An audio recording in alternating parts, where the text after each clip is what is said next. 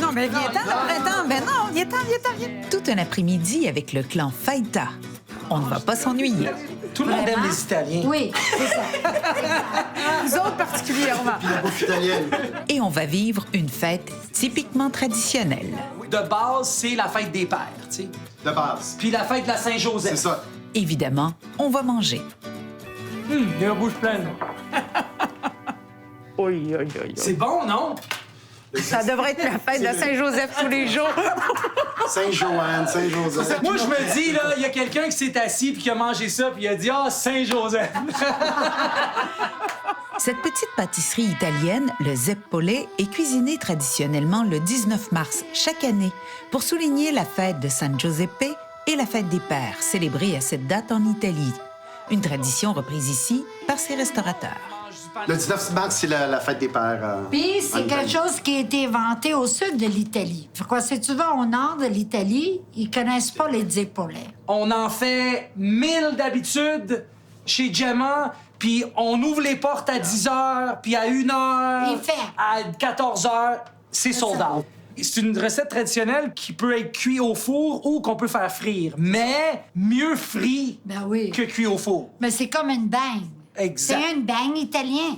Là, c'est ça, je disais, quand il y a 3 chefs dans la cuisine, qui décide? Oh, oh. Elena. Oh non, non, non, non. Elena décide. Non, non. C'est sûr qu'Elena décide. Pas sur ça. Non, non, non, non. On se complémente, finalement. Oui, parce que, tu sais, moi, j'ai mes forces. Stéphano a ses forces. Elena, elle a toutes les A forces. toute la force. La pâte se fait dans une casserole comme une pâte à choux. J'ai mis le lait, le sucre, le sel et le beurre. Une fois que ce mélange-là est à ébullition, on va rajouter la farine D'un trait. Très Puis on important. brasse. Fait que là, on va avoir un mélange qui est aussi légèrement humide. Donc, il faut quand même le laisser cuire pour qu'il devienne un peu plus sec. Pourquoi vous le fouettez comme ça? Donc, on va introduire de l'air, puis ça va refroidir la pâte. Un jaune comme ça à la fois. Hop, bon. Quand on ajoute les œufs, ça va pas coaguler. Vous voulez Ça va- aérer la pâte? C'est ça. Le jaune d'œuf, il y a plein de lécithine. Donc, ça va faire une émulsion parce qu'il y a beaucoup de lait. Il y a beaucoup de gras. C'est comme faire une maillot. Puis le blanc, c'est la structure. C'est ça qui fait monter. Bon, fait que là, on a mis combien? 6. 6. Mike, il y a comme un test avec les doigts pour savoir si la pâte est bien prête. Oui, Ouais, regarde, c'est ça regarde. que j'allais dire, c'est parfait, ça. Les alvéoles, c'est la structure qu'on va retrouver ici. Ça va se retrouver ici. Tu vois, regarde. Oh, là, ça. Le chef est content. Dans un sac à pâtisserie. Il faut frire à 350, à la bonne température. Oui, faut pas que ça soit trop chaud parce que C'est ça. sinon, À brûle. ça va cuire. Oui, puis ça va cuire à l'extérieur, mais ça sera pas cuit à Creux à l'intérieur. l'intérieur. Ah, OK. Et si l'huile n'est pas assez chaude, la pâte va aller absorber trop d'huile. Fait que ça va être plus graisseux, si on veut. C'est ça, exact. Puis là, on les laisse cuire à peu près un 6 minutes. Exact.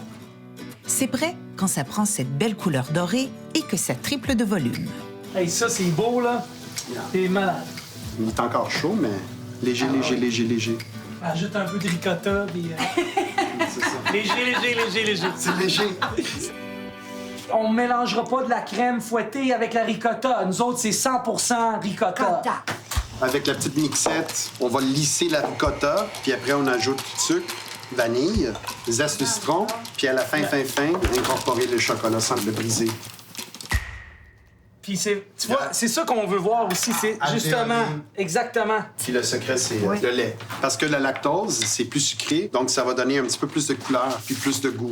On peut utiliser de l'eau, mais si tu utilises de l'eau, tu vas voir que la croûte est plus ferme. Puis ça, les amis, là, ça, c'est vraiment les secrets. Parce que Mike, d'habitude, s'il donne la recette, il dit de l'eau tout le temps.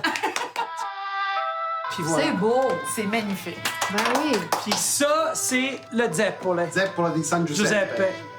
Donc, tu sais, on peut, à la ricotta, rajouter, je sais pas, moi, une pâte de pistache. On peut rajouter, moi, une tartinade chocolat noisette qu'on connaît bien. Tu sais, on le met là-dedans, ça fait un autre saveur. De base, c'est quand même ça, puis on peut rajouter des saveurs si on veut. C'est ça. tu sais. Mais là, si on va se promener dans la rue avec ça, les gens vont sauter là-dessus? Ou... Ceux-là, oui.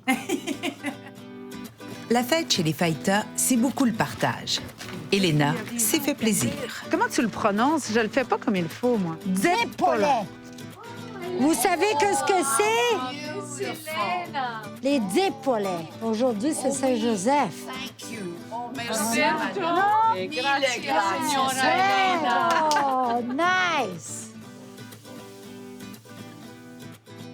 Life is beautiful. Ah!